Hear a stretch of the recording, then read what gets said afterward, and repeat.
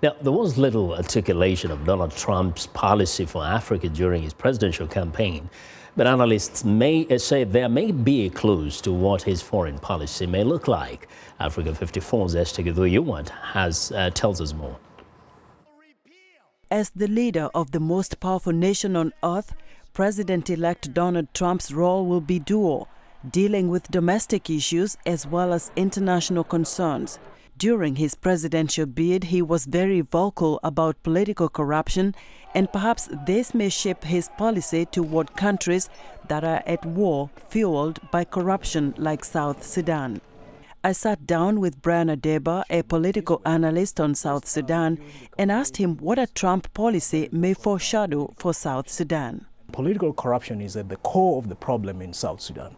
It is the cause of the impunity that we see. It is the cause of the war. It is the cause of the corruption, the looting of public coffers by top-level officials. So if we look at public corruption of politicians, of the political system, as a basis on which a foreign policy can be based, this is where Trump could focus his foreign policy on tackling the political corruption that is perpetuating conflict and other vices in Africa, and especially in South Sudan.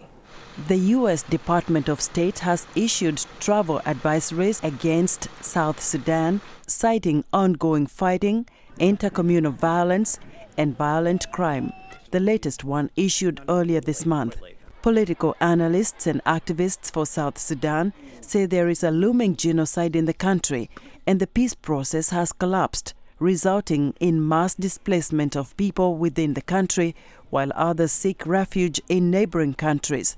Mr. Adeba says he hopes the U.S. will intervene in this dire situation. When you put all these factors together, the situation is really very dire, and it needs some form of intervention. And we hope that the difficult scenarios that are currently unfolding in South Sudan would be an incentive for the new administration to look at and form a basis for the foreign policy that would be required to counter those negative processes in South Sudan.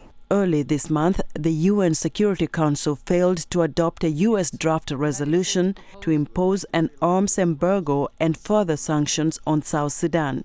Adeba hopes a Trump foreign policy would put financial pressures against individuals who are fueling the conflict. We have a war going on, and it really needs some external pressure to get the peace going in South Sudan. So Trump, we believe, in the foreign policy could focus on bringing that kind of leverage. In particular, financial pressures and targeted sanctions on individuals who are perpetuating conflict should be a focus of the new administration. What do you think the South Sudanese in the diaspora and those back in South Sudan, in the country, would expect of a Trump presidency? They would expect that the Trump presidency would step in and very strongly pursue principles that can bring the two sides in the conflict to the table.